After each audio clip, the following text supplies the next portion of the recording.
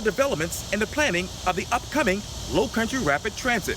Today, I talk one-on-one with Sharon Hollis of the Berkeley-Dorchester-Charleston Council of Governments for this edition of Quintin's Close-Ups. And if you haven't already, subscribe to my YouTube channel and like Quintin's Close-Ups on Facebook. Sharon Hollis, welcome to Quintin's Close-Ups. Thank you for having me. You're very welcome. I know that obviously you are with the Berkeley-Charleston-Dorchester Council of Governments, and obviously there's a big talk around town and around the region about the Lowcountry Rapid Transit. And I know obviously due July 10th, the Berkeley-Charleston-Dorchester Council of Governments hosted a virtual public meeting to unveil the recommended routes and potential station areas. Let me ask you this, what is the latest? What the latest is, we did wrap up that public meeting. We had over 6,700 people view that meeting online, and we received a lot of good comments and feedback. And right now we're taking those comments and we're looking at the comments, looking at the project and seeing what we can do to address those comments. So Lowcountry Rapid Transit is our first real major mass transit project for the region, so it's significant for everyone along that line. So we want to make sure that we're being responsive to everyone that is participating. As a matter of fact, as you mentioned, the Lowcountry Rapid Transit project is a proposed 26-mile bus rapid transit system between Charleston, North Charleston, and Somerville that will provide reliable travel, connect communities, and energize economic opportunities along the corridor. Sharon, let me ask you this. How do you energize economic opportunities in the region with rapid transit? Well, by providing access to jobs, to education, and the places that people need to go. Right now, if you don't have access to a car, you don't have the ability to get to some of those locations quickly and reliably. It also provides an opportunity to really invest in communities that haven't seen investment in quite some time. And I know obviously the comment section just wrapped up, but did you get a comment as far as would a hub and spoke system be ideal for the Lowcountry Rapid Transit? Well, currently CARTA is on a hub and spoke system. Hub and spoke systems really are a factor of your landscape. We have a lot of rivers and bridges, so we're kind of forced into some spokes. But one of the things we'll be doing as part of this project is to look at the entire transit network and how it feeds into the system and how we can better make those connections. So I think it'll be a hybrid between a hub and spoke system and one that's more like a grid network. And will the buses in your mind be standardized or articulated? The buses are articulated, and what that means is they're 60-foot long vehicles, so almost the size of two buses, so they can carry a lot more people. They feel more like a train, and you can actually accommodate buses on the vehicle as opposed to out front where we have limited capacity on our existing buses. And were any narrow buses ever considered in this plan? Narrow buses, we do have narrow buses on our dash routes downtown. However, there's really not a good narrow 60-foot option available. One of our requirements for the vehicles we purchase, we do have to buy American, so we have limited options in the types of vehicles that we can buy.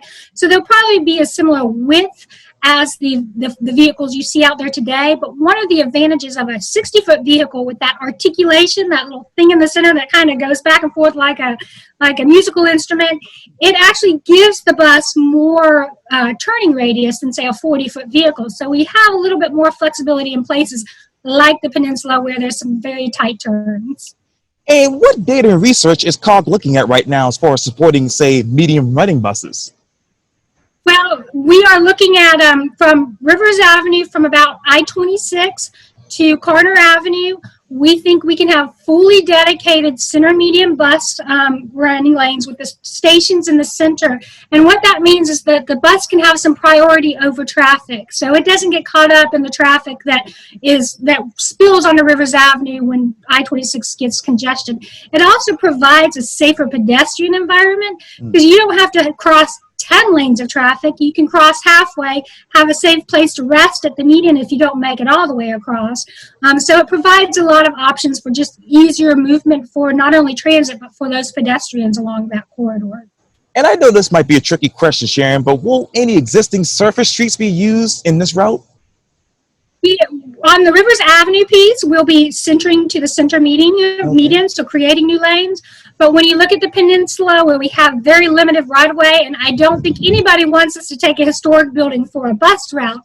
So we will be operating in mixed traffic and looking at creative ways to use the existing streets to allow some of that priority when there is congestion. Some of the things we're looking at is what we call reversible peak hour bus lanes.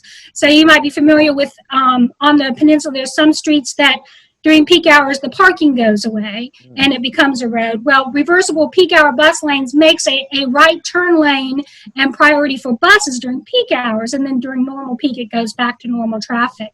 So we're looking at ways we can give the bus some priority in those areas where we just can't widen and still accommodate the traffic that's out there today, because there is a lot of traffic congestion. So it'd be very difficult to take away a lane from the existing traffic in places like the peninsula.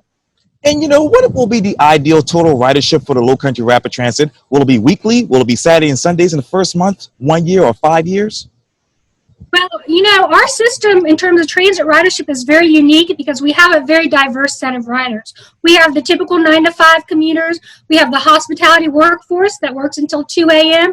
We have college students, and we have visitors that come summer, weekends, all around. So we don't have that traditional market that's a Monday through Friday, and Saturdays and Sundays the service disappears. We have activity on all 7 days of the week. So we do anticipate that this system will operate 7 days a week, almost 24 hours. We'll probably shut down a couple of hours a night to clean the stations and maintain the buses and do those things that you need to do. But we do anticipate it to be a very frequent, almost 24-hour service 7 days a week to really serve that diverse population that we serve. This might be another tricky question, but will there be any companion route analysis study done in the future? Yes, we will do what we're calling a route optimization study, and we're actually just kicked that off. So we'll be looking at both Tri-County Link and CARTA. So Tri-County Link is our rural transportation services, and CARTA serving that urbanized area, to see how those routes can better not only serve these stations, but we have to make sure that they're timed with the stops on the BRT, so you have a very quick transfer, because nobody wants to wait 20 minutes to transfer for their next bus, but also make sure those connections are there to the places people want to go. One of the questions we hear a lot is, will it connect to the airport? While we don't have a station directly at the airport, it'll be very easy to create a shuttle that can take people directly to the airport, or to Joint Base, or to jobs at Boeing, or to other locations along that line that don't directly have a station. So that route optimization is critical to the success of the system, because we don't want to leave you stranded in the middle of Rivers Avenue with nowhere to go.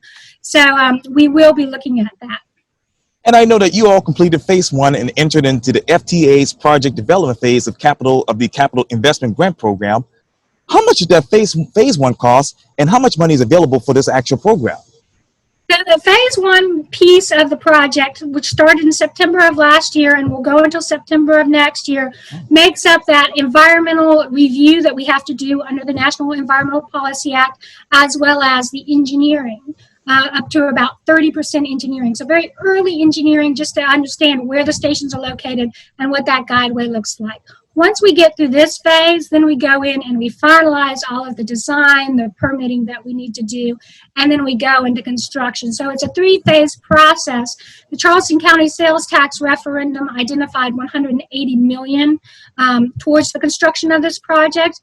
Our budget that we did previously was around $360 million. So as we go through this phase, we will be updating that budget as we learn more about utilities and some of those complications along the corridor that can make it a challenge to design, but to make sure that we are accommodating a lot of the needs that this corridor has. For example, sidewalks, pedestrians, making sure we're avoiding impacts to the community, to wetlands and things like that. So once we get through this phase, we will have an updated budget, and that will be the budget that we're locked in for our grant program moving forward. So it's very critical that we define those costs now, but Charleston County has identified $180 million toward the construction.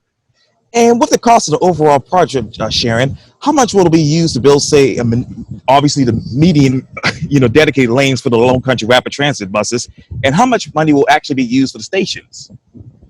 I don't have that number broken down on the top of my head at the moment, but the stations, are very substantial, so they're not like the shelter that you see for a typical car to stop. They'll be elevated, so the platform is flush with the bus floor, so you don't have to climb any stairs to get on the bus. So if you're in a wheelchair, or if you just don't climb stairs very well, it's very easy for you to board. It's also faster. Your boarding is much quicker because you're not waiting for people to climb stairs. They'll have shelter, weather protection, lighting, cameras. They'll have fare vending, that you pay your fare before you get on the bus, so there's not that delay of paying your fare as you get on, which can also slow down the system.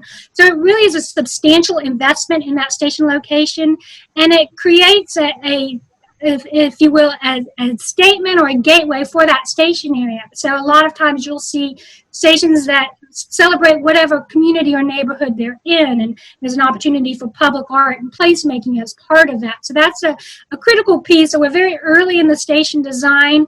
We have 3 municipalities that we need to get the design approved through, and we want a cohesive design, so you know which system you're on, you know how to use the system, and it's branded uniquely, but also provides the opportunity for that unique placemaking as well. So we're just kicking that off. So I don't have those costs yet, but they are a significant part of the investment. And what changes would potentially endanger funding?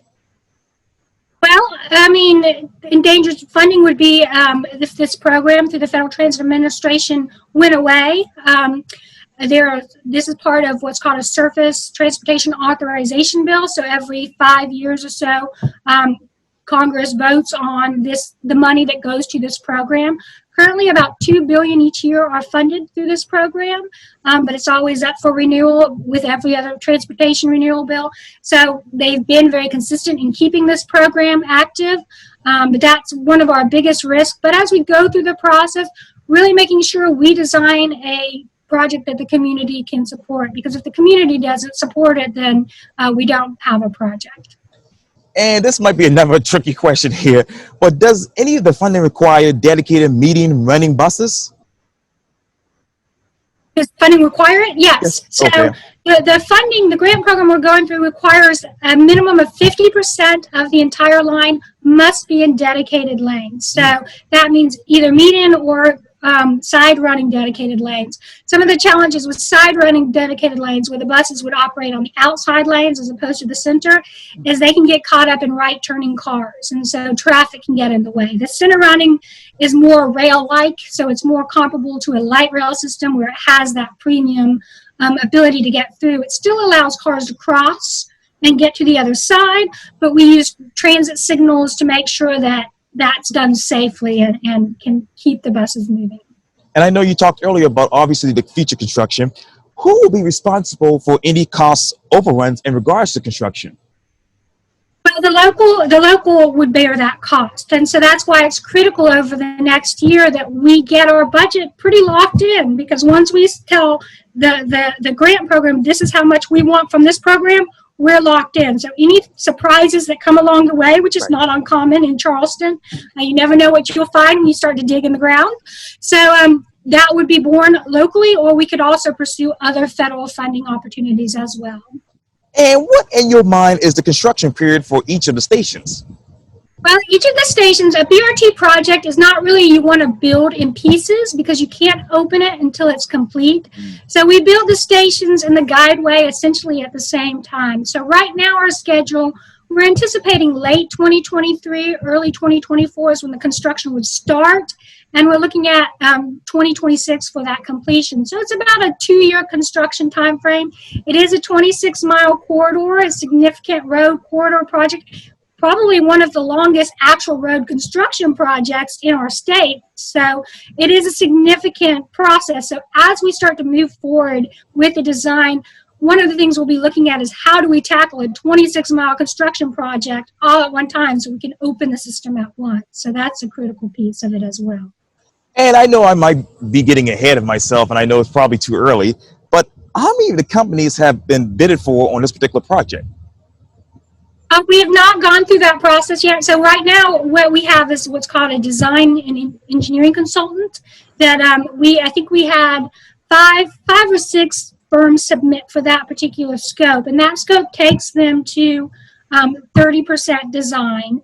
And then once we finish this design in September, we have the option to continue with engineering or to look at other creative types of construction, things what's referred to as design build, where the person constructing it finishes the design, or you do a piece where you do the design up to your construction documents, and then you bid the construction. So there's a lot of decisions that need to be made. A lot of them are regulated by the actual grant program that we're going through. So right now we don't have the construction or any of those bids documents even ready to go out or to have hired somebody. And I know this is always a big topic here around town, but, and I hate to ask this question, but will the Lowcountry Rapid Transit spur more development? It has that potential, yes. So one of the things that we're doing is transit-oriented development study. And what transit-oriented development is, it's about creating mixed-use, higher-intensity places around station areas that are walkable, that you can live a car-light lifestyle, that have more opportunities to mix jobs, affordable housing, retail, the things that people want to do without having to get in their car and drive. So what we are doing as part of that process is looking at each station area along the line and looking to see where are there opportunities to accommodate some of the growth that we know are coming into this region without bringing in more traffic. But on top of that, we also know that there's some areas, some station areas that really need that protection from having too much growth come in and being priced out of the neighborhood. So we're doing some work on what protections need to be in place to ensure that people can stay in their communities when the system comes online, as well as identifying where are there opportunities for us to bring affordable housing to these station areas, because affordable housing and low-income, low-price transit can allow those communities that have been traditionally low income to have access to those jobs and those education skills to elevate themselves. So I think there's a good opportunity to really put policies in place to bring some of those tools into these station areas with our jurisdictions to make sure that those protections are in place, but also the development can be invested in those communities where it makes sense. So that study, we are kicking off the affordable housing component, and there'll be a lot more station area exercises coming up in the fall. And we hope to be able to get out into the neighborhoods and to the communities in these station areas